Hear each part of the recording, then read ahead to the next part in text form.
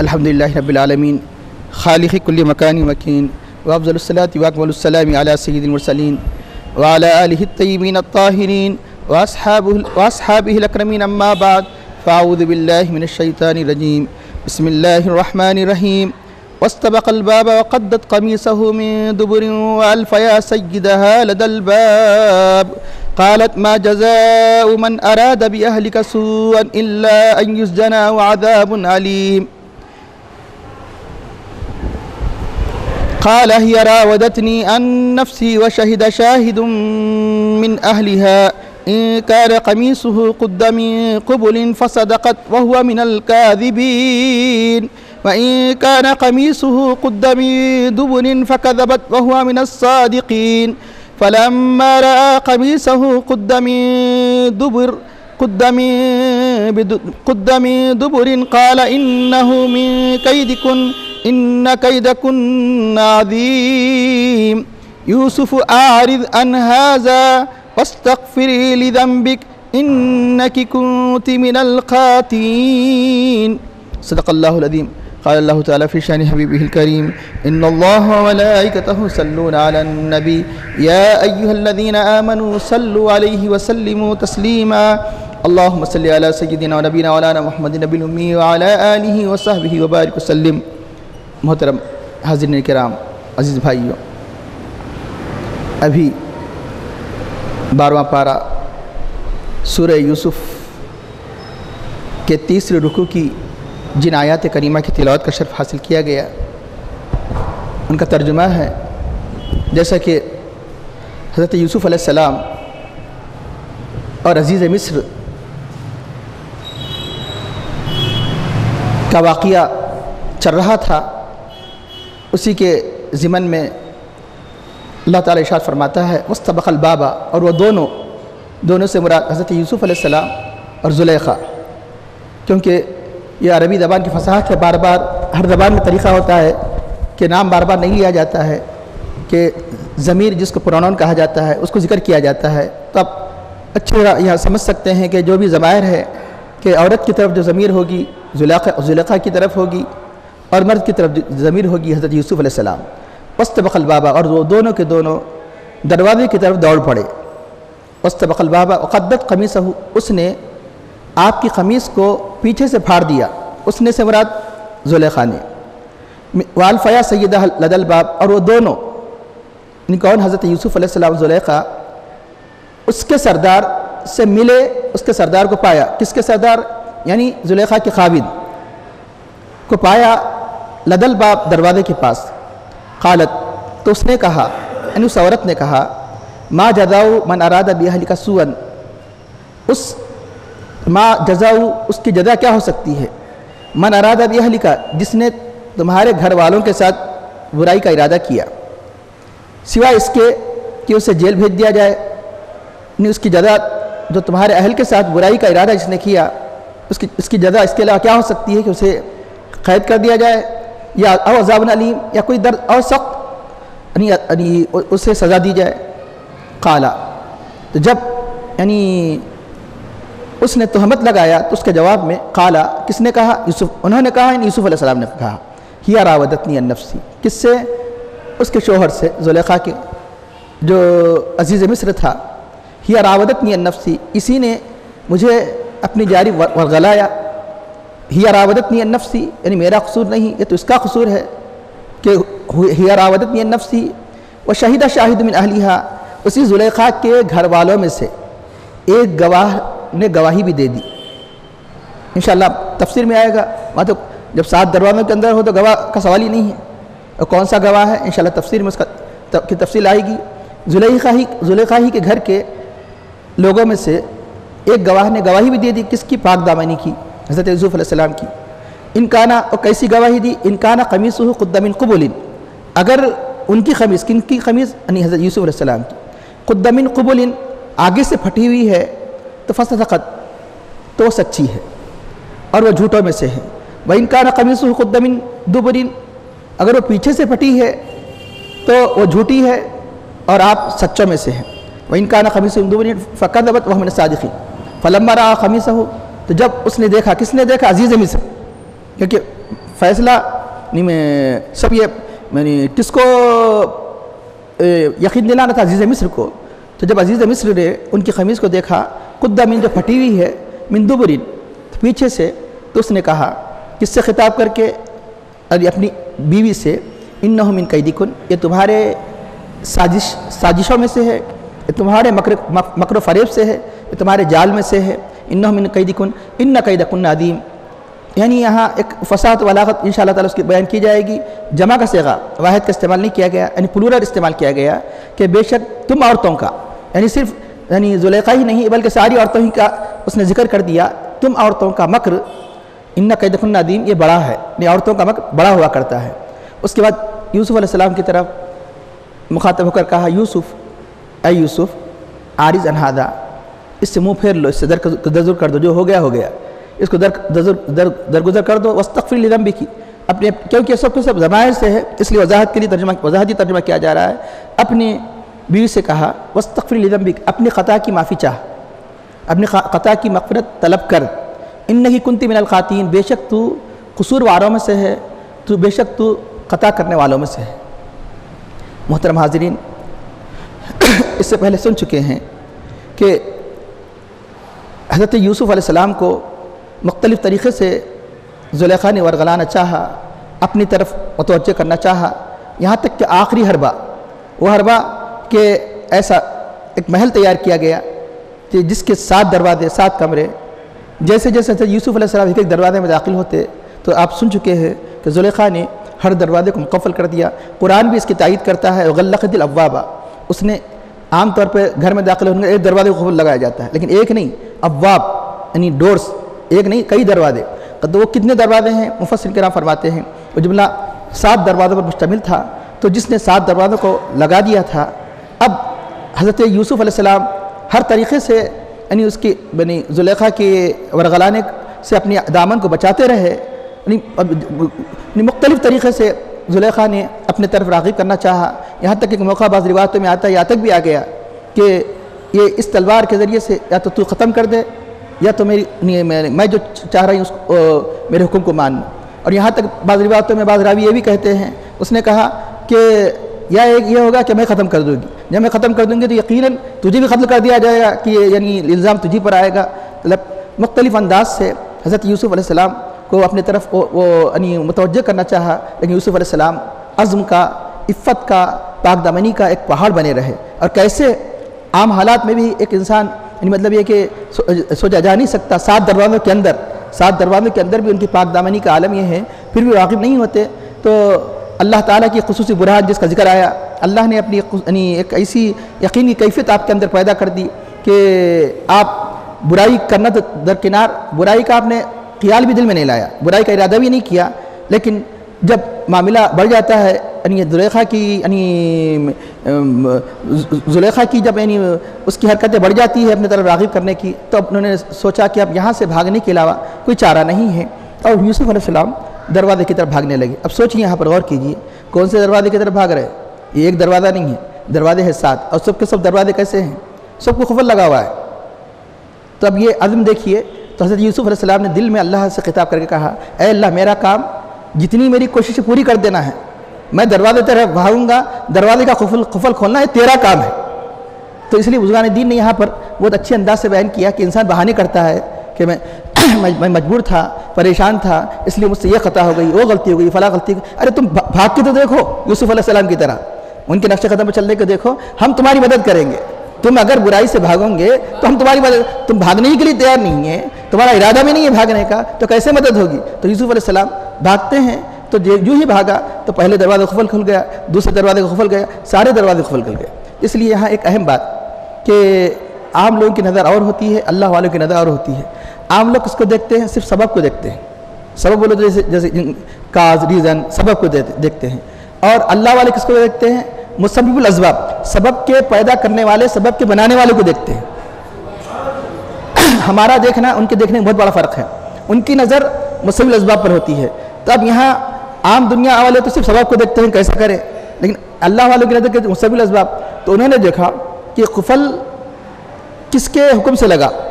اللہ کے حکم کے بغیر تو قفل کوئی لگا بھی نہیں سکتا نا. جو قفل لگوا سکتا ہے وہ قفل کھول بھی سکتا ہے. انہوں نے دیکھا کہ اس لیے ان کی نظر قفل پر نہیں تھی, زلیخا کی نظر صرف قفل پر تھی, اور حضرت یوسف علیہ السلام کی نظر قفل والے پر تھی, قفل لگوانے والے پر تھی. تو اب رہا یہ کہ جب اپنے نبی کی ان کو بچانا ہی تھا تو قفل کیوں لگوایا؟ ہو سکتا ہے خیال آیا, یہ خیال آئے گا. تو اس لیے تاکہ ان کی عفت و عظمت کو ثابت کرے کہ 7 دروازوں پہ رہ کر بھی اپنی عفت کی حفاظت کر سکتے ہیں, ان کی عظمت کو بتانے کے لیے قفل کا لگانے کا حکم دیا. اور کھلوایا کس لیے؟ کہ ان کی یعنی مطلب اظہار کے لیے کہ دیکھو جو ہماری راہ میں یعنی چلتا ہے ہم اس کی کیسی مدد کرتے ہیں. اب جیسے کہ اللہ تعالیٰ ارشاد فرماتا ہے کہ والذین جاہدوا فینا, جو ہماری راہ میں کوشش کرتے ہیں, لنہدینہم سبلنا, ہم ان کو اپنی راہ بتاتے ہیں, اس طرح راہ بتاتے ہیں, ہم ان کو اپنی راہ اس طرح بتاتے ہیں. وَإِنَّ اللَّهَ لَمَعَ الْمُحْسِنِينَ, بے شک اللہ تعالیٰ محسنین کے ساتھ, یعنی احسان کرنے والے نیکوکاروں کے ساتھ اللہ تعالیٰ ہے. اب اس کے بعد حضرت تیزی سے دوڑ رہے ہیں کون؟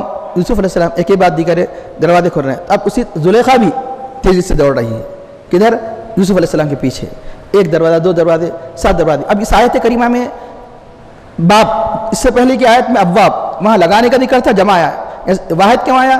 بات یہ ہے کہ یہ آخر میں جو قصہ المختصر کیا ہوا ہے بتانے کے لیے آخری بات, کہ وہ دروازہ جو آخری دروازہ تھا جہاں عزیز جو زلیخا کے شوہر سے ملاقات ہوئی اس کا ذکر مقصود ہے, اس لیے یہاں ابواب کا ذکر نہیں. یقیناً اب ایک بات دیگر ہے, جب سارے دروازے کھل گئے تو زلیخا بھی اسی تیزی کے ساتھ دوڑی جس تیزی کے ساتھ یوسف علیہ السلام دوڑ رہے تھے.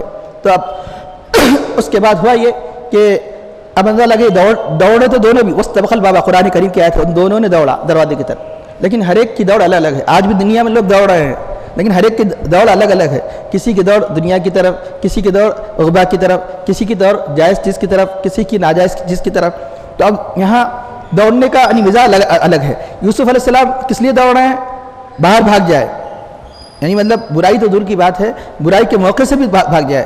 اور زلیخا دوڑ رہی ہے کس لیے؟ کہ وہ آگے نہ جائے, بڑھنے نہ پائے, اندر روک لے.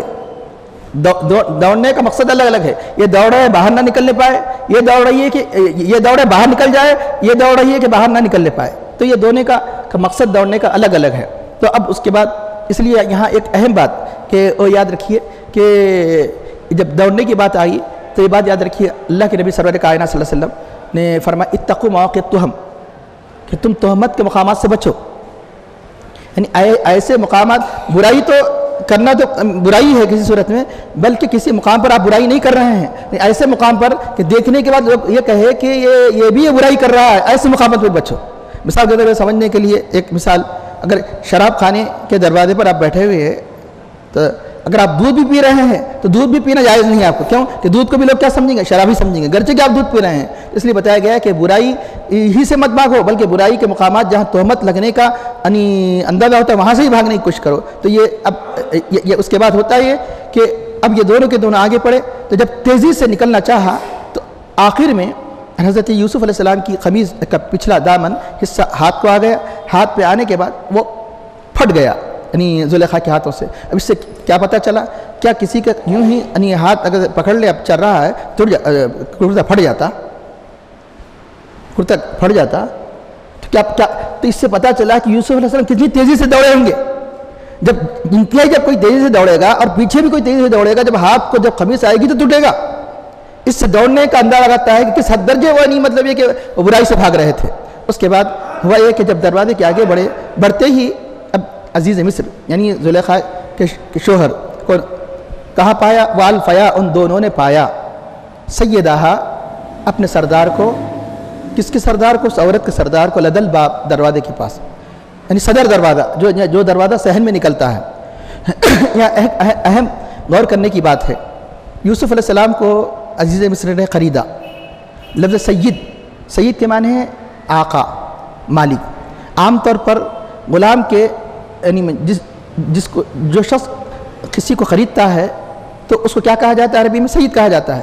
سید کئی معنی میں ہے, سید اسی کے لیے نہیں, سید کسی کے اعزاز کے لیے, سردار کے لیے بھی کہا جاتا ہے. جیسے مثال کے طور پر آج محاورے میں سر کثرت سے استعمال ہو رہا, آج کل جدید عربی میں یعنی سید استعمال کیا جاتا ہے. یہاں تک کہ اس کی حد یہ ہو گئی کہ سید ایک اعزازی لقب ہے, یہاں تک کہ غیر مسلموں کے لیے بھی آج عرب دنیا میں سر کے لیے سید, اگر عورت ہے تو یعنی میڈم, سیدہ, یہ استعمال کیا جاتا ہے. تو اب یہاں غور کیجئے کہ اللہ تعالیٰ کیا فرماتا ہے؟ بظاہر ہمارے اخلاق کے اعتبار سے ان دونوں نے اپنے دونوں کے سردار کو پایا، کیونکہ بیوی یقیناً شوہر کے مرتبے کے تحت سید ہے، لیکن یہ بھی ایک اعتبار سے جو انہوں نے خریدا غلام بنا کر سید ہے. لیکن اللہ نے کیا فرمایا؟ اللہ نے فرمایا ان دونوں نے زلیخا کے سردار کو پایا. یہ کیا بات ہے؟ ان دونوں نے سیدہ، اگر حضرت یوسف علیہ السلام کی طرف بھی اگر سید ہونے کی یعنی اس عزیز مصر کے سید ہونے کی نسبت ہوتی ہے تو کلام کیسا ہوتا؟ والفیا سیدہما، ان دونوں کے سردار کو. لیکن ایسا نہیں کہا. کیوں؟ اس لیے یہ تو صحیح ہے کہ وہ شوہر زلیخا کا سید ہو، سردار ہو، لیکن حضرت یوسف علیہ السلام کا نہیں ہو سکتا، کوئی نبی کا سردار نہیں ہو سکتا. اس لیے اللہ نے سردار ہونے کی نسبت عزیز مصر کی طرف نہیں کی. یہ نبی ہے، نبی غلام نہیں ہو سکتا، نبی غلام نہیں ہو سکتا. پھر غلام بنا کر تو خریدے گئے. تو بات یہ ہے کہ احادیث شریفہ میں یہ آتا ہے کسی آزاد کو غلام بنانا حرام. کوئی آزاد آدمی ہے، زبردستی کوئی غلام بنا رہا، حرام، یعنی اس کو بے باطل کہا جاتا ہے. تو اب یہ سب سے پہلے جو واقعہ ہوا، یوسف علیہ السلام بیچے گئے، کیا غلام تھے؟ بھائیوں نے محض حسد سے، بھائیوں نے محض دشمنی سے ایک آزاد کو غلام بنایا. اب جو بھی بے ہوگی وہ باطل ہوگی. اس لیے حقیقت میں عزیز مصر سردار ہو ہی نہیں سکتا، آقا نہیں ہو سکتا. پھر یہ سب کیوں ہوا؟ یعنی غلام تو حقیقت میں نہیں ہے، لیکن غلامی کی صورت کیوں ہوئی؟ یہ اللہ کی مصلحت تھی، مشیت تھی کہ یہ سارے کے سارے مشکلات سے آپ گزرے تاکہ اسی عزیز مصر کے گھر میں رہ کر اس مقام تک پہنچے جو اللہ چاہتا ہے، وہ مصر کی بادشاہت. تو اب اس کے گھر میں کیوں؟ اس لیے کہ تاکہ آپ کی پیدائش اور آپ کی نشو و نما کہاں ہوئی؟ نبوت کے گھرانے میں ہوئی، اور بادشاہت بننے کے لیے تجربہ ہونا چاہیے. اس لیے پرورش کیا ہوئی؟ کہاں ہوئی؟ یہاں ہوئی تاکہ بادشاہت آسانی سے کر سکے مصر کی. اس لیے پرورش کہاں؟ اور بھی کسی مقام پر بھی اللہ تعالیٰ بھیج سکتا تھا، لیکن کوئی اور بھی خرید سکتا تھا. لیکن کیوں خریدا ہے؟ اس لیے عزیز مصر کو اللہ نے خریدا کہ یہاں بادشاہ بننا ہے، تاکہ بچپن ہی سے تجربہ ہو جائے. یعنی بچپن سے مراد 12-13 سال کی عمر میں آپ آئے تھے عزیز مصر، کہ تاکہ آپ کو مصر کی نہ صرف نبوت نہیں، اللہ کا وعدہ ہے کہ اللہ تعالیٰ کو حکومت بھی عطا فرمائے گا. یعنی مطلب ہے کہ علم بھی عطا فرمائے گا، حکومت بھی عطا فرمائے گا. چنانچہ اس لیے یہ وجہ ہوئی کہ حضرت یوسف علیہ السلام وہاں پروان چڑھتے ہیں. صورت تو غلام کی ہے، حقیقت میں غلام نہیں. اس کی دلیل قرآن کریم کی یہ آیت ہے، والفیا سیدہا لدى الباب قالت. اب اس کے بعد ہوا یہ کہ حضرت یوسف علیہ السلام کا جو عظیم جو معیار تھا اخلاق کا، عظیم معیار سے توقع یہ کی جا سکتی تھی کہ اتنی بڑی غلطیوں کے باوجود بھی وہ زلیخا، کیونکہ زلیخا بھی یعنی گویا یعنی وہ بھی ایک محسنہ بھی تھی. کیوں کہ عزیز مصر نے کیا کیا تھا؟ زلیخا کو کہہ دیا تھا کہ ان کے کھانے پینے رہائش کا، یعنی اس کو بیٹے کی طرح، غلام کی طرح نہیں، ان کا انتظار کیسے کرنا بیٹے کی طرح. تو گویا بھی ایک محسنہ تھی. اس لیے آپ کے اخلاق سے توقع نہیں کی جا سکتی تھی کہ وہ کہہ دے کہ تمہاری بیوی نے ایسا کہا. وہ تو چاہتے تھے کہ پردہ ڈال دے، لیکن ایسے موقع پر عورت جلد بازی سے کام لیتی ہے. تو اس نے دیکھا کہ وہ فوراً وہ کہہ پڑی، کون؟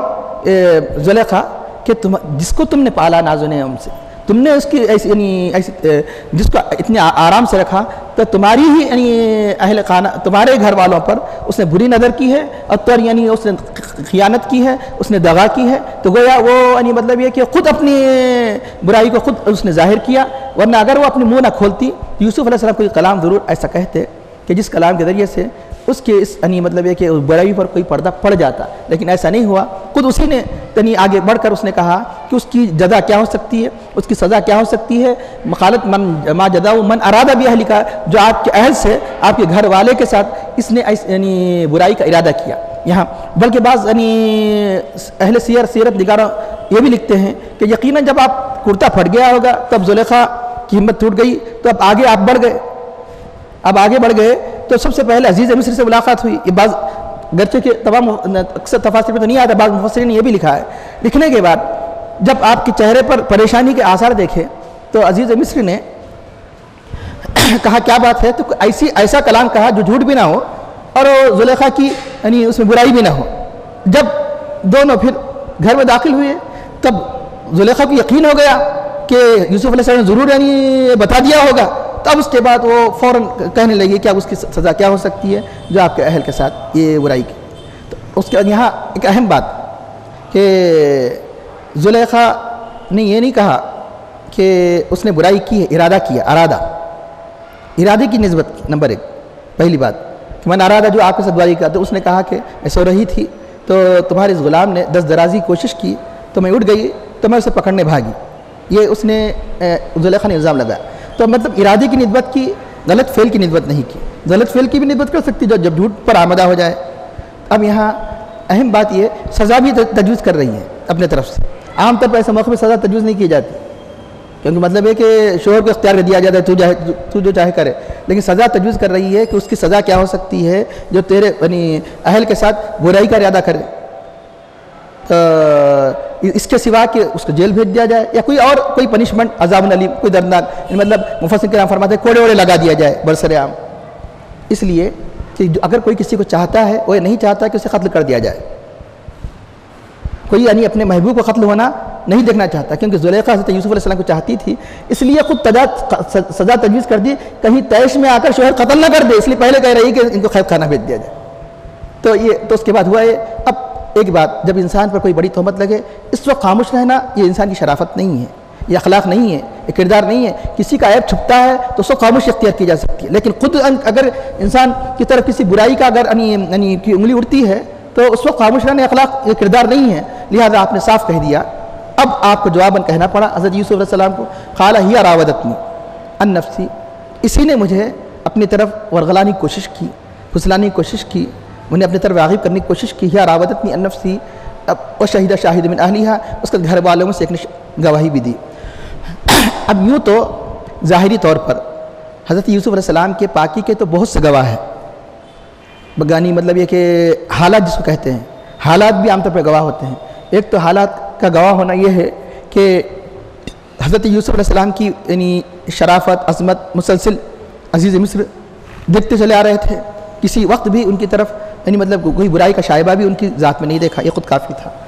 نمبر 2, دوسری بات کہ یوسف علیہ السلام کی حالت کیسی تھی, ایسی حالت تھی جو عام یعنی حالات میں انسان کپڑے وغیرہ پہنتا ہے, وہ حالت تھی. اور زلیخا کی حالت کیسی تھی, بتایا گیا کہ بنا وہ سنگار کے ساتھ. تو اب یہ خود اس بات کی دلیل تھی کہ کون کس کو راغب کرنا چاہا. یہ خود ظاہری حالات بھی کافی تھے, کیونکہ زلیخا عام حالات میں نہیں تھی.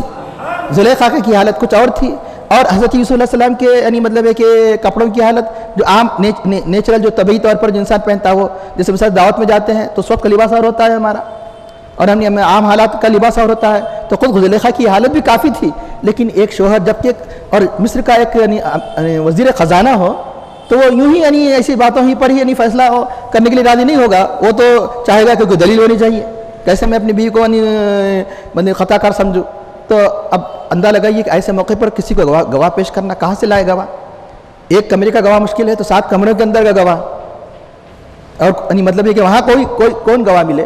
لیکن ضروری ہے کہ ایک نبی کی عصمت پر, عظمت پر قیامت تک داغ نہ آئے, گواہ بھی ضروری ہے. اب ہوا کیا کہ اب عزیز مصر نے کہا کہ گواہ پیش کرو, گواہ پیش کرو, تم اپنی صفائی کے لیے تم کیا کہہ سکتے ہیں. تو اندازہ لگائیے کہ فرمایا کہ اسی محل کے اندر جو بچہ ہے, بعض روایت میں آتا ہے کہ زلیخا کا خالہ بھائی تھا, یعنی خالہ کا بیٹا تھا.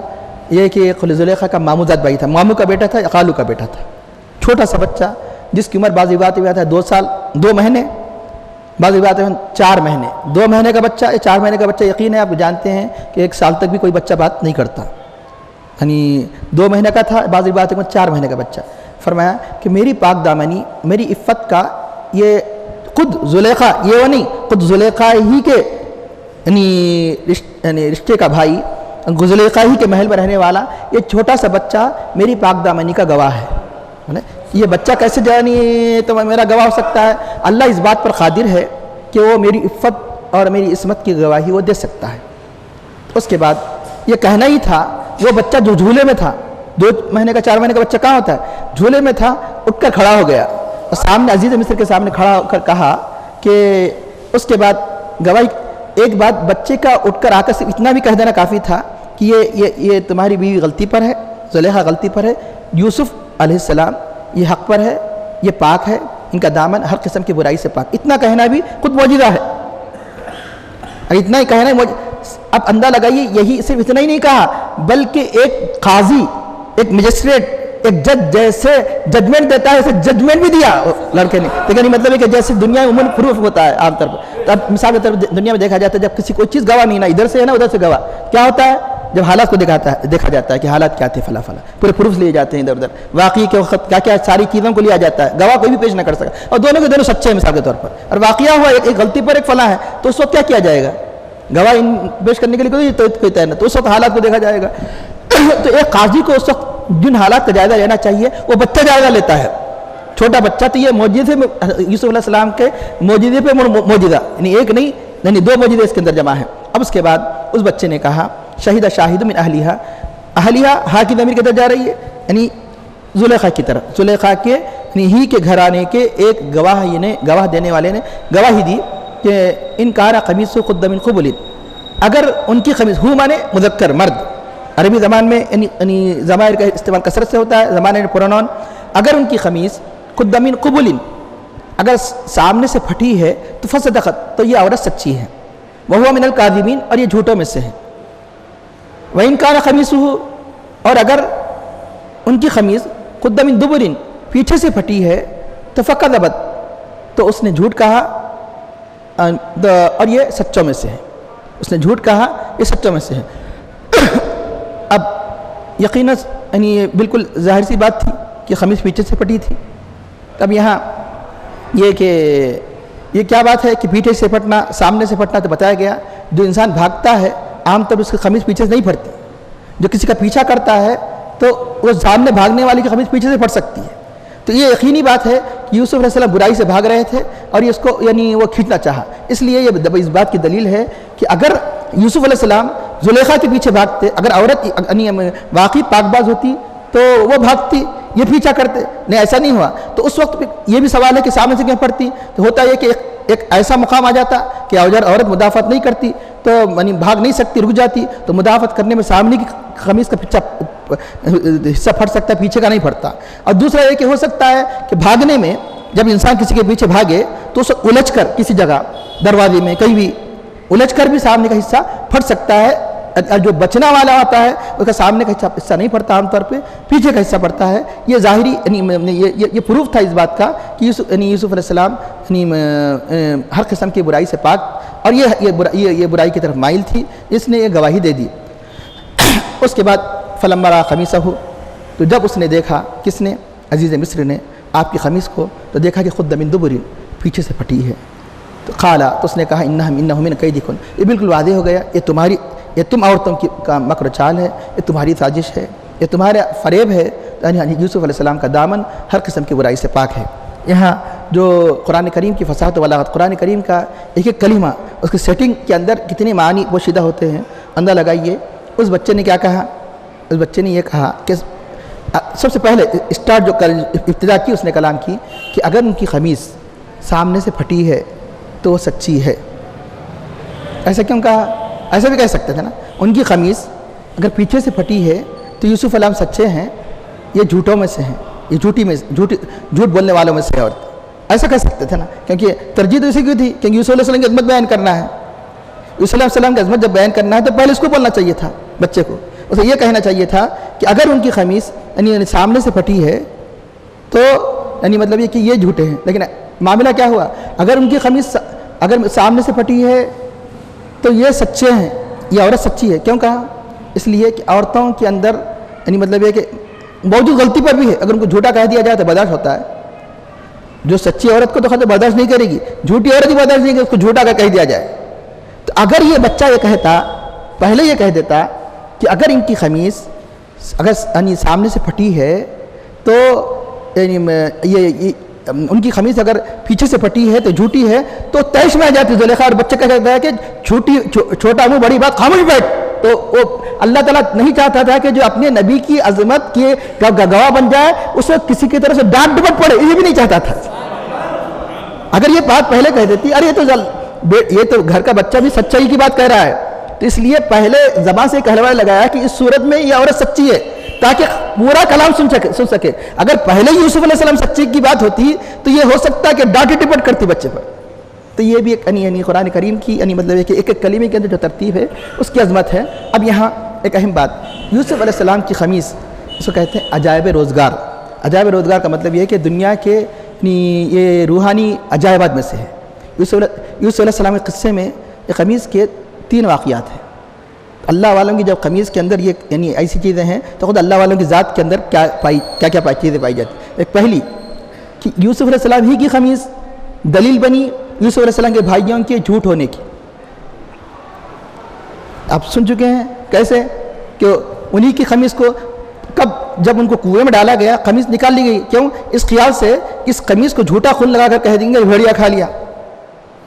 تو یوسف علیہ السلام کے پاس جب وہ قمیض یوسف علیہ السلام کی جب قمیض کو وہ بھائی لے گئے یعقوب علیہ السلام کے پاس، یعقوب علیہ السلام دیکھ کر کہنے لگے کتنا ہوشیار بھیڑیا ہے کہ میرے بیٹے کی قمیض کو معمولی بھی یعنی مطلب ہے کہ نہ تو پھٹا ہے نہ تو دانت کا حصہ ہے، یہ کیسا کھایا ہوں گا. اتنا عقل مند بھیڑیا بھی ہے کہ میرے یوسف کو کیسا کھا لیا کہ معمولی بھی خون پورا بھرا ہوا ہے اور پھٹا بھی نہیں قمیض. یہ قمیض گواہ بنی ان کے بھائیوں کی جھوٹ کی، اور یہی قمیض گواہ بنی حضرت یوسف علیہ السلام کی پاک دامنی کی. اور یہی قمیض روتے روتے آگے انشاءاللہ تعالیٰ جب قصہ کا اختتام ہوگا آخری رکوع سے پہلے رکوع میں، یہی قمیض جب روتے روتے آپ کے والد حضرت یعقوب علیہ السلام نابینا ہو گئے تو یہی قمیض جب آپ کے یعنی آنکھوں پر ڈالی گئی تو اس قمیض کی وجہ سے بیرائی لوٹ آئی. اس لیے یوسف علیہ السلام سے تعلق رکھنے والے قمیض سے عجائب جتنی جو قمیض کا ذکر ہے عجائب روزگار ہے. اور اس کے بعد یہاں مفسرین کرام نے اور کچھ حقائق کا بھی ذکر فرمایا، وہ یہ کہ کتنے بچوں نے کلام کیا. ایک حدیث شریف میں آتا ہے، مسند امام احمد بن حنبل کی روایت میں ہے 4 بچوں نے بچپن میں اپنے جھولے میں کلام کیا. مسند امام احمد بن حنبل کی روایت ہے ایک بچہ خود عیسیٰ علیہ السلام گواہی جب حضرت مریم علیہ السلام کی طرف جب بنی اسرائیل نے تہمت لگانی چاہیے تو آپ نے کیا فرمایا، کیا کیا؟ فاشارت الیہ، تو حضرت مریم نے اپنے فرزند عیسیٰ علیہ السلام کی طرف اشارہ کیا تو انہوں نے کہا کہ ہم کیسے جھولے میں رہنے والے بچے سے کیسے بات کریں. تو اس وقت حضرت عیسیٰ علیہ السلام نے فرمایا کہ میں عیسیٰ ہوں، اللہ کا بندہ ہوں. اس طرح یعنی عیسیٰ علیہ السلام جو اپنے والدہ کی جو عصمت و عظمت کی گواہ بن جاتے ہیں یعنی جھولے کے اندر، جس وقت عموماً بات کرنے کے اوپر نہیں ہوتی اس وقت بات کیا. اور دوسرا تو یہی جو یوسف علیہ السلام قصہ. تیسرا جو حدیث شریف میں آتا ہے، جریج نامی ایک بنی اسرائیل کا ایک عابد و زاہد تھا. جریج نامی ایک شخص بنی اسرائیل، جریج عابد و زاہد ایک شخص تھا. تو عام طور پہ دنیا میں دیکھا جاتا ہے کہ بسا اوقات یعنی بعض نیک لوگ بھی مختلف قسم کے دنیا کے یعنی مصائب میں شکار ہو جاتے ہیں، تو نیک لوگوں کے بھی حاسد پیدا ہو جاتے ہیں. تو چند بنی اسرائیل کے لوگ ایک یعنی ان کے خلاف حسد اختیار کرتے ہیں. ایک عورت کو ان کے خلاف یعنی ابھارا جاتا ہے. عورت یہ کہتی ہے کہ یہ جو میرا لڑکا ہے اس بنی اسرائیل کے جریج نامی شخص کی وجہ سے پیدا ہوا. ایسے موقع پر روایتوں میں آتا ہے اس بچے کے سر پر ابھی بچہ چھوٹا جو چیرخوار تھا، دودھ پیتا بچہ، سر پر جریج نے ہاتھ رکھ کر کہا، بخاری شریف میں بھی ایک واقعہ آیا ہے، جریج نے ہاتھ رکھ کر کہا کہ جس نے تجھے پیدا کیا سچ سچ بتا کون ہے؟ تو اس نے کہا کہ میں فلاں چرواہے کا بیٹا ہوں، تمہارا نہیں. تو اس نے گواہی دی تھی. یہ تیسرا حدیث شریف میں آیا ہے. چوتھا فرعون کی بیٹی کی ایک ماشطہ جس کو کہتے ہیں، عربی ماشطہ کے معنی کنگھی کرنے والی. فرعون کی بیٹی کے لیے ایک عورت مقرر تھی جو فرعون کی بیٹی کو کنگھی کیا کرتی تھی. تو اس کی بیٹی فرعون کی بیٹی کے کنگھی کرنے والے کے ایک شیرخوار بچے نے، دودھ پیتے بچے نے بھی گواہی دی تھی. کس کی؟ یعنی وہ کیا گواہی دی تھی؟ وہ کیا بات گواہی نہیں، بات کیا تھا. بچپن میں بات کرنے والے، شیرخواری کے یعنی بات کرنے والے، جس عمر میں انسان بچہ بات نہیں کرتا. بتایا گیا کہ جب فرعون کی بیٹی کی کنگھی کرنے والی ماشطہ جو حضرت موسیٰ علیہ السلام پر ایمان لائے تو فرعون کی بیٹی نے فرعون کو بتا دیا کہ یعنی ہمارے گھر میں جو خدمت گزار عورت ہے اس نے موسیٰ علیہ السلام پر وہ ایمان لا چکی ہے. تو فرط غضب میں، غصے میں کیا کیا کہ فرعون نے ان کو دہتے ہوئے تیل یا پانی وغیرہ میں ڈال دیا. کس کو؟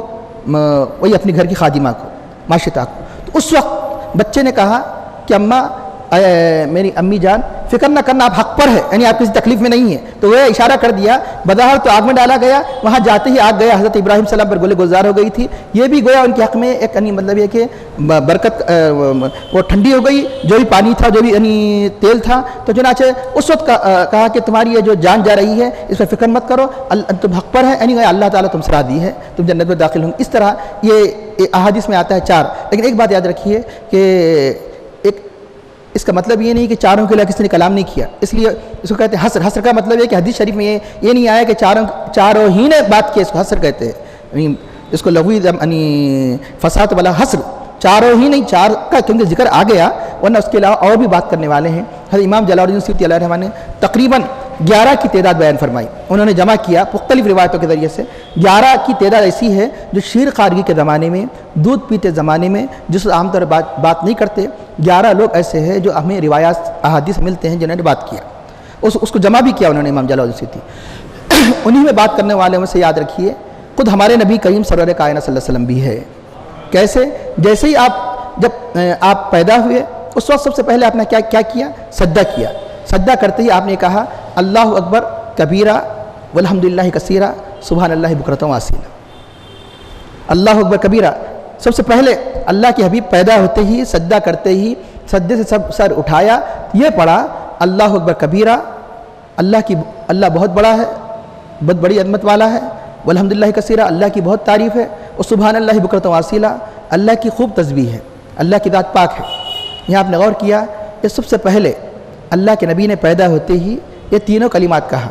اللہ کو اتنا پسند آ گیا، قیامت تک کے لیے نماز کی اپنی عبادت کا جز بنا دیا اس کو۔ کیسے؟ کہ اللہ اکبر کہتے ہیں تکبیر کو، الحمدللہ کہتے ہیں تحمید حمد بیان کرنا، سبحان اللہ کہتے ہیں تسبیح۔ نماز کس بات کا نام ہے؟ نماز یہ 3 باتوں کا نام ہے۔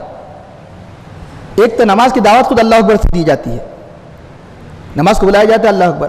جب نماز میں کیسے داخل اللہ اکبر، تو اللہ کے حبیب سے سب سے پہلا کلمہ زبان سے کیا نکلا؟ اللہ اکبر۔ تو اللہ نے اپنی نماز کی دعوت بھی اللہ اکبر سے شروع فرما دی اور نماز بھی اللہ اکبر سے شروع کر دی۔ تو پتہ چلا کہ عبادت نام ہے محبوب کی اداؤں کی ادائی کا نام۔ حج کیا ہے؟ پورا حج دیکھ لیجئے، حج پورا دیکھ لیجئے کیا ہے؟ پورے اللہ حضرت ابراہیم خلیل اللہ علیہ السلام کی پوری ادائیں، وہی نہیں کہ حضرت ابراہیم تو اللہ کے نبی ہے، حضرت حاجرہ تو نبی تو نہیں ہے نا، لیکن اللہ کی مقرب بندی عورت نبی نہیں ہو سکتی، لیکن جب دوڑ رہی ہے صفا سے مروہ، مروہ سے صفا، اللہ کو یہ ادا اتنی پسند آ گئی، قیامت تک ہر حاجی پر دوڑنا ضروری، صحیح کرنا، صفا مروا کے درمیان صحیح کرنا، کیونکہ یعنی مطلب کہیں چلنا بھی عبادت ہو سکتی ہے، دوڑنا بھی عبادت ہو سکتی ہے، دوڑنا چلنا کا عبادت ہو سکتی ہے، تو پہلوان زیادہ چلنے والے بڑے عبادت گزار ہوتے، پتہ چلا کہ دوڑنا عبادت نہیں، اللہ والوں جیسے دوڑنا عبادت ہے، اللہ والوں جیسے چلنا عبادت ہے۔ اللہ تعالیٰ کو ادا اتنی پسند آئی قیامت تک۔ کنکر مارنا بھی کہیں، کنکر مارنا اگر ہوتا تو سب سے بڑا شریر بچہ سب سے بڑا عابد ہوتا، وہ تو کتنے کنکر مارتے ہیں، کنکر ایسا مارنا جو اللہ کے نبی نے مارا تھا، جس جگہ مارا تھا، تو پتہ چلا کہ یہ ساری کی ساری ادائیں کیا ہے؟ حج پوری۔ نماز، مغرب کا وقت جا رہا ہے لیکن نماز نہیں پڑھ سکتے آپ، کیونکہ نبی نے نہیں پڑھا۔ مغرب کا وقت جا رہا ہے، نماز نہیں پڑھ سکتے، یہاں وقت جانے کے بعد نماز ادا کرنا ادا ہے۔ کہاں؟ مزدلفہ میں نماز کب پڑھی جاتی ہے مغرب کی؟ جب مغرب کا وقت چلا جاتا ہے تو مغرب و عشاء ملا کر پڑھنے، جو نماز پڑھے گا اس کی نماز قبول ہوگی، جو مغرب کے وقت مغرب پڑھے گا قبول نہیں ہوگی، کیونکہ میرے حبیب نے ایسا پڑھا تھا، ایسے ہی پڑھنا پڑے گا، ایسا پڑھا تھا ایسے ہی پڑھنا پڑے گا۔ تو اب نماز اللہ اکبر، اور دوسرا کیا کہا دوسری مرتبہ؟ الحمدللہ۔ تو اب قیام، نماز میں سب سے اہم جو رکن ہے قیام ہے۔ قیام میں کیا کہتے ہیں؟ قیام میں تو بہت کچھ پڑھتے ہیں، تسبیح کرتے ہیں، قرآن کریم کی تلاوت کرتے ہیں، ان میں سب سے اہم جو عبادت کیا ہے وہ ہے سورہ فاتحہ۔ سورہ فاتحہ اصل کیا ہے؟ اللہ کی حمد، الحمدللہ۔ تو اب آپ نے جو دوسرا جو کلمہ کہا وہ نماز کا اہم جز بنا دیا گیا، یعنی سورہ فاتحہ۔ اس کے بعد رکوع سجدہ کس بات کا نام ہے؟ رکوع بھی تسبیح کا نام ہے، سجدہ بھی تسبیح کا نام ہے۔ یعنی رکوع میں کہا جاتا ہے سبحان ربی العظیم، سجدے میں کہا جاتا ہے سبحان ربی الاعلیٰ۔ اس طرح اب پوری نماز ہو گئی تکبیر، تحمید، تسبیح، اور یہ اللہ کی حبیب کے سب سے پہلے کلمات جو نماز کا جز بن گئے۔ اب اللہ نے اپنے حبیب کے پہلے کلمات کو جب اپنی عبادت کا جز بنا دیا تو اب یہ امت ان کے احسان کو کیسے فراموش کر سکتی ہے؟ نہیں فراموش کر سکتی۔ اس لیے اللہ نے گویا اپنے حبیب کے ذریعے سے فرمایا کہ دیکھو تمہیں میرے حبیب کے ذریعے سے میری تکبیر بیان کرنے، میری تسبیح بیان کرنے، میری تحمید بیان کرنے کا جب سلیقہ ملا تو تم میرے حبیب کو بھلا نہیں سکتے، تمہاری عبادت کی تکمیل میرے حبیب پر درود و سلام پر ہوگی۔ اس لیے نماز میں آخر کس پر اختتام ہوتا ہے؟ اللہ کی تسبیح تحمید کے بعد نبی پر درود و سلام۔ تحیات میں کیا کرتے ہیں؟ تحیات میں تشہد میں اللہ کی حمد و ثنا کے ساتھ السلام علیکم ایھا النبی ورحمۃ اللہ وبرکاتہ، درود ابراہیم پڑھتے ہیں۔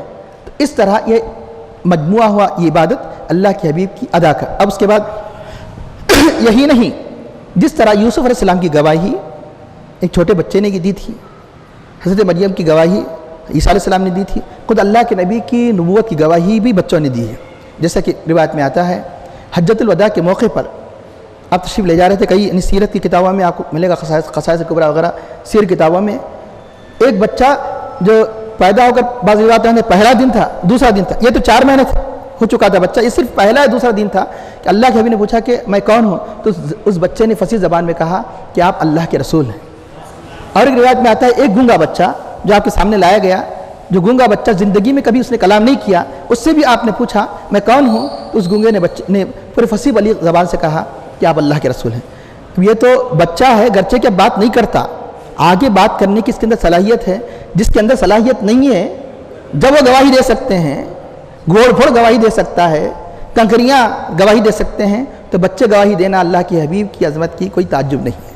تو غرض کہ یہ انہی بچوں میں سے ایک بچہ ہے کہ جس نے یعنی شیر خارگی کی عمر میں گواہی دی۔ تو کس طرح اللہ تعالیٰ اپنے مقربین اور خاص طور پر انبیاء کی عصمت و عظمت کے لیے یعنی کیسا لحاظ فرماتا ہے، یہاں تک کہ بچے کو بھی زبان دیتا ہے کہ ان کی عظمت و پاکی کا اعلان کرے۔ اس کا ارشاد ہوتا ہے کہ جب انہوں نے ان کی قمیص کو دیکھا کہ وہ پیچھے سے پھٹی ہوئی ہے، تو اس کے بعد کہا کہ تم عورتوں کا مکر ہے، ان کیدکن عظیم، اور تمہارا مکر یعنی بہت عظیم ہے۔ اور یہاں ایک اہم بات کہ جو عزیز مصر نے کہا کہ یہ سنگولر نہیں کہا کہ من قیدی کی، یہ تیرا مکر ہے، عورتوں میں اپنی بیوی کو بھی شامل کر لیا، زلیخا کو بھی شامل کر لیا۔ تو اب یہاں پر مفسرین کرام فرماتے ہیں کہ کیونکہ اس کے اندر غیرت کی کمی تھی، غیرت بولتے انسان کے اندر ایک یعنی جب کوئی غلط کام ہوتا ہے تو برداشت نہیں کرتا، تو اس کو غیرت کہتے ہیں، ہر انسان میں غیرت ہوتی ہے، تو غیرت کی کمی تھی، اس کمی کی وجہ سے اس نے ڈائریکٹ اپنی بیوی کو خطا کار بنانے کے بجائے عورتوں میں اس کو شامل کر کے کہا۔ تو لیکن یہاں ہمارا ایمان یہ کہتا ہے کہ یعنی یہ جو اس نے یہ کہا انہی من قیدکن، تو یہ بتایا گیا کہ وہ مشتعل کیوں نہیں ہوا، جب مشتعل ہوتا تو غضب کے اندر یعنی سب چیز اس کی طرف نسبت کرتا، وہیں سے معاملہ ٹھنڈا پڑا ہے شروع سے۔ اس کی وجہ یہ ہے کہ اگر وہ شروع سے مشتعل ہو جاتا تو نہ تو اپنی بیوی سے پوچھتا تو گواہی صفائی لیتا، نہ اس سے پوچھتا، صرف بیوی کا یہ کہنا نہیں کافی تھا، حضرت یوسف علیہ السلام سے یہ بھی گوارا نہیں کرتا، کیا گوارا نہیں کرتا کہ گواہی میں پیش کرو، صرف بیوی کے کلام ہی پر اکتفا کر کے ایسے موقع پر عام طور پہ آپ جانتے ہیں کہ لوگ مشتعل ہو کر یا تو زبان سے تکلیف پہنچا دیتے ہیں یا اپنے ہاتھ سے۔ تو اللہ تعالیٰ اس لیے جس طرح اس بچے کو اللہ نے اس کی زبان کو مطلب ہے کہ یوسف علیہ السلام کی گواہی میں کھلایا، تو اسی طرح یعنی عزیز مصر کے جذبات کو اللہ نے ابتدائی سے ٹھنڈا کر دیا، کوئی ارتکاب نہ کرے حضرت یوسف علیہ السلام کی، نہ تو زبان کے ذریعے سے آپ کی توہین کرے، نہ کوئی عمل کے ذریعے سے توہین کرے، اس لیے اس نے اس انداز سے کلام کیا انہ من قیدکن، تم عورتوں کے مکر میں سے ہے، ان کیدکن عظیم، بے شک تمہارا مکر بڑا ہے۔ یہاں یہ بات بتائی گئی کہ قید کے معنی سازش، مکر، اور عورتوں کے مکر کے بارے میں بتایا گیا کہ بلکہ بعض بزرگوں نے یہاں تک فرمایا شیطان کا مکر سے کہیں زیادہ عورتوں کا مکر خطرناک ہوتا ہے، سازش خطرناک ہوتی ہے، اس لیے کہ قرآن کریم میں ایک مقام پر آیا ان کید الشیطان کان ضعیفا، بے شک شیطان کا مکر کمزور ہے، شیطان کا مکر جو ہے سازش ہوتی کمزور ہے۔ اس کے مقابلے میں قرآن کریم کی اس آیت میں بتایا گیا کہ تم عورتوں کا مکر عظیم بڑا ہے۔ تو بات کیا ہے؟ بتایا گیا کہ وجہ یہ ہے شیطان کسی کے سامنے آ کر ورغلا نہیں سکتا، شیطان پیچھے رہ کر ورغلاتا ہے، لیکن عورت سامنے آ کر ورغلاتی ہے، اس لیے اس کا مکر بڑا ہے۔ عورت سامنے آ کر ورغلانے کی وجہ سے اس کا مکر بڑھ جاتا ہے اس سے۔ اور دوسری بات یہ بتائی گئی کہ یعنی عورت کا جو مکر کے بارے میں کہ اکثر عموماً برائی کی ابتدا اکثر عورت کی طرف سے ہوتی ہے، ایک یہاں تک بلکہ اللہ کے حبیب نے فرمایا کہ تم ناقصات العقل ہونے کے باوجود بھی کسی مرد ہوشیار سے ہوشیار آدمی کے مرد کے عقل پر غالب تم آ جاتی ہے۔ آدمی ہوشیار ہونے کے باوجود بھی عورت یہ بتایا گیا کہ ناقص العقل ان کسی ہوشیار آدمی کے مرد پر غالب آ جاتی ہے۔ لیکن ایک بات یاد رکھیے، ایسا یہ مطلب نہیں ہے کہ ساری کی ساری عورتیں مکار ہوتی ہیں، سازشی ہوتی ہیں، یعنی عورت جب مکر پر آ جائے یہ معنی اس کے عورت اگر جب سازش پر آ جائے، عورت اگر برائی پر آ جائے تو اس وقت شیطان کے مکر بھی اس کے سامنے کمزور ہو جاتے ہیں۔ یہ مطلب یہ نہیں کہ ساری عورتیں مکار ہیں، ساری عورتیں سازش ہیں، مطلب یہ کہ عورت اگر برائی پر مائل ہو جائے، عورت اگر مطلب سازش کرنا چاہے تو اس وقت اس کا مکر مردوں سے ہی بڑھ جاتا ہے، یہاں تک کہ جیسا کہ بعض بزرگوں نے فرمایا شیطان سے بھی اس کا مکر بڑھ جاتا ہے۔ ورنہ یہ نہیں کہ بہت سی ایسی عورتیں بھی ہیں کہ جن کی تعریف قرآن و حدیث میں ملتی ہے، کہ بلکہ اللہ کی بعض اولیاء ایسی بھی ہیں کہ جن کا مرتبہ فرشتوں کے برابر، فرشتوں کی طرح جو عورتوں کی جو تعریف آئی ہے، یہ عام یہ بات بتائی گئی کہ جب برائی کی طرف اگر عزم کر لیتی ہے تو اس کا مکر کا معاملہ مردوں سے کہیں زیادہ بڑھ جاتا ہے۔ اس کے بعد اب یہ سارے حالات کو دیکھ کر یوسف علیہ السلام سے خطاب کر کے عزیز مصر نے کہا یوسف عارض عن ھذا، اے یوسف اس سے منہ پھیر لو۔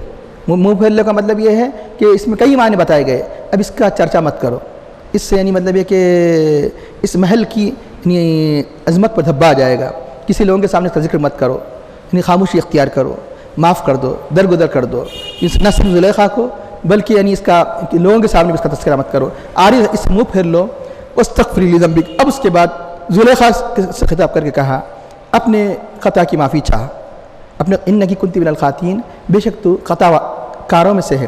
اب یہاں یہ بات بتائی گئی کہ خطا کار عورت ہی نہیں ہوتی، مرد بھی ہوتا ہے، اس لیے فساد و بلاغت سے یہ نہیں کہا گیا کہ تو خطا کرنے والی عورتوں میں سے ہے، بے شک تو خطا کار مرد جب کہتے ہیں تو عورت خود بخود عورت قرآن میں آ جاتی ہے کہ عورت جب کہی جاتی ہے تو مرد داخل نہیں ہوتا، یہ قرآن کا طریقہ ہے۔ جب عورتوں سے خطاب کیا جاتا ہے تو مرد اس کے اندر داخل نہیں ہوتا، لیکن جب مرد سے خطاب کیا جاتا ہے تو عورت سے داخل ہو جاتی ہے۔ قرآن میں ہے یا ایھا الناس اعبدوا، اے لوگوں عبادت کرو، یہ کوئی نہیں کہہ سکتا کہ اس میں عورتوں کا خطاب نہیں کیا گیا، اس میں عورتوں سے خطاب نہیں، اس میں عورتیں خود بخود داخل ہیں۔ طریقہ یہ ہے کہ جب اعلیٰ کا ذکر کیا جاتا ہے تو ادنا خود بخود آ جاتا ہے، جب ادنا کا ذکر کیا جاتا ہے تو اعلیٰ نہیں آتا۔ تو جب جتنے قرآن کریم میں جو آپ کو جو خطاب کے صیغے ملیں گے وہ مذکر کے رہیں گے، مؤنث خود بخود اس میں داخل ہے۔ ایک مرتبہ عورتوں نے کہا ارے ہمارا ذکر ہی نہیں آتا، تو اللہ نے خاص طور پر ذکر نازل فرمایا فاستجاب لهم ربهم انی لا اضیع عمل عامل منکم من ذکر او انثی، اللہ نے ان کی باتوں کو قبول کر لیا، جو بھی مرد ہوگا یا عورت ہوگی، جو بھی نیک کام کرے گا اس کے لیے یہ فضیلتیں ہیں، اس کے اللہ نے عورتوں کا خصوصی ذکر فرمایا۔ ورنہ اس کا مطلب یہ نہیں کہ مردوں کے صیغ میں عورتیں داخل نہیں ہیں، پوری کے پورے یا ایھا الناس اتقوا ربکم، اے لوگوں تو اپنے رب سے ڈرو، تو عورتیں خود بخود داخل ہیں۔ تو لیکن یہاں پر یہ کہا گیا انکی کنتی من الخاطئات نہیں کہا گیا کہ تو خطا کرنے والے عورتوں میں سے بتانے کے لیے کہ مرد بھی خطا کر سکتا ہے، عورت بھی خطا کر سکتی ہے، کہ من جملہ کہ خود حدیث شریف میں آتا ہے کہ کل بنی آدم خطاؤن، ہر بنی آدم خطا کر سکتا ہے، وخیر الخطائین التوابون، سب سے بہترین خطا کار کون ہے؟ التوابون، توبہ کرنے والے سب سے بہترین خطا کار ہیں۔ تو اب اس کے بعد یہاں ایک دو باتیں یہ عرض یہ کرنی ہے کہ اپنے خطا کی معافی چاہا۔ بعض مفسرین، اکثر مفسرین تو یہ فرماتے ہیں کہ عزیز مصری نے کہا، بعض مفسرین نے کہا کہ یہ بھی اس شاہد کا کلام ہے، اس بچے کا کلام ہے کہ جب بات ظاہر ہو گئی کہ یوسف علیہ السلام کا دامن بری ہے اور زلیخا کی جھوٹ بیانی جب ظاہر ہو گئی تو اس وقت بچے نے کہا کہ اب اپنی اس خطا کی معافی چاہ کا مطلب یہ ہے کہ کس سے معافی چاہ؟ کہ اپنے شوہر سے معافی چاہ، یہ ہے کہ اپنے یوسف علیہ السلام سے معافی چاہ۔ تو یہ ایک عزیز مصر کا کلام ہے، یہ بھی ہوگا تو مطلب ہے کہ تو معافی چاہ، یوسف علیہ السلام سے معافی چاہ جس نے تہمت کی، اور خود اس کی ذات کی طرف بھی نسبت ہو سکتی ہے۔ اور رہا یہ کہ یہاں ذکر نہیں کیا گیا اللہ سے معافی چاہ، کیوں؟ اس لیے بتایا گیا کہ ابھی یہ اسلام کی دولت سے مالا مال نہیں ہوئے تھے، مطلق کہہ دیا گیا اپنے خطا کی معافی چاہ، تو خطا کی معافی تو انسانوں سے بھی ہو سکتی ہے، اس لیے مطلق کہہ دیا گیا۔ یہ بھی ہو سکتا ہے کہ اللہ سے معافی چاہ، تو اس صورت میں اللہ سے معافی چاہا تو یہ اس لیے کہ آپ جانتے ہیں کہ جس طرح مشرکین عرب اللہ کو مانتے تھے، اللہ کو ماننے کے باوجود وہ بتوں کو اللہ کا شریک قرار دیتے تھے، یہ کہتے تھے کہ اللہ سارا نظام عالم نہیں چلا سکتا، اللہ کو نظام عالم چلانے کے لیے ان بتوں کی ضرورت ہے، نعوذ باللہ، اس لیے وہ مشرک ٹھہرے۔ وہ کئی انہوں نے مختلف کاموں کے لیے مختلف بتوں کو انہوں نے تراش لیا، اس کی عبادت کیا کرتے تھے۔ اس اعتبار سے یہ معنی لیا جائے گا کہ اللہ کے معنی بھی لیے جا سکتے ہیں کہ اللہ سے معافی چاہ، تب کوئی یہ نہیں کہہ سکتا کہ اللہ، جب اللہ ہی کو نہیں مانتے تو اللہ کی معافی چاہ، اللہ کی معافی چاہ، اللہ کو تو مانتے تھے، اللہ کے ساتھ شرک قرار دیتے تھے، کہ اس کی دلیل یہ ہے کہ اسلام نہ لانے کی کہ وہ اس بات کا ذکر بھی کیا نہیں جا سکا کہ جب ایک مومنٹ ایسا آ گیا کہ زلیخا کو دھوکہ ہو گیا، یوسف علیہ السلام اب مائل ہوں گے، تو وہ اٹھ کر اس کے کمرے میں ایک بت تھا، وہ بت پر پردہ ڈال دی، اس نے کہا کہ تو نے یہ کیوں کیا ایسے؟ اس نے اس لیے کہا کہ اس کے سامنے کسی قسم کی برائی کرنے مجھے شرم آتی ہے، بت کے سامنے، اس لیے بت پر پردہ ڈال دیا۔ تو آپ نے فرمایا کہ جو دیکھ نہیں سکتا، جو سن نہیں سکتا، سمجھ نہیں سکتا، تو اس سے شرم رہی ہے اور اس پر اپنے برائی اس ڈر سے کہ کہیں مجھ سے کوئی برائی ہو جائے اس پر پردہ ڈال رہی ہے، اور جو سارے کائنات کا خالق ہے، مالک ہے، جو مجھے دیکھ رہا ہے، جو تجھے دیکھ رہا ہے، تو کیا مجھ سے نہ ڈروں؟ تو اپنے بت سے ڈر رہی ہے، بے زبان جب بت سے ڈر رہی ہے تو میں خالق کائنات سے نہ ڈروں؟ تو اس وقت کہا، اس اعتبار سے بتایا گیا کہ اسلام کی دولت سے والا عمل نہیں ہوئے تھے، تو اس لیے استغفر لذنبک مطلق کہہ دیا گیا۔ اس میں کئی معنی ہو سکتے ہیں کہ شوہر سے معافی چاہ، یا کہ یوسف علیہ السلام سے معافی چاہ، یا خود اللہ سے معافی چاہ کہ جس کو تو خدا قرار دیتی ہے، کیونکہ آگے چل کے اس کی دلیل یہ ہے، یوسف علیہ السلام نے جب جیل کے وہ ان لوگوں کو جب تعبیر دینے کے بعد یہ فرمایا آرباء متفرقون خیر ام اللہ، جو جتنے تم رب قرار دے رہے ہیں یہ بہتر ہے یا اللہ بہتر ہے؟ تو اس وقت اس بات کی دلیل ہے کہ اللہ کا تصور ان کے پاس موجود تھا۔ تو غرض کے یوسف علیہ السلام کے اس واقعے میں ساری عالم کے لیے ایک عظیم پیغام ہے، عفت و عصمت کا درس، یعنی مطلب یہ کہ یقیناً عفت ایک ایسی چیز ہے کہ انسان اگر خوف خدا پیدا ہو تو وہ ہزاروں پریشانی میں، ہزاروں مشکلات میں بھی اپنے دامن کو ہر برائی سے محفوظ رکھ سکتا ہے۔ آخر میں دعا کرتا ہے اللہ ہمیں حضور نبی کریم صلی اللہ علیہ وسلم سچی محبت ہمارے قلوب پیدا فرما، اور ہمیں اپنے اوامر کا پابند نواہی سے اجتناب کی توفیق عطا فرما، اور ہماری باتوں میں خشوع خضوع اخلاص پیدا فرما، اور ہمیں صحابہ کرام سلف صالحین جیسا جذبہ و ایثار استقلال ہمارے نفوس سے پیدا فرما، اور ہمیں عقل حلال سے انتقال کی توفیق عطا فرما، اور ہمارا خاتمہ بالخیر فرما۔ صلی اللہ تعالیٰ علی خیر خلق سیدنا مولانا محمد وعلی آلہ وصحبہ اجمعین برحمتک یا ارحم الراحمین والحمد للہ رب العالمین۔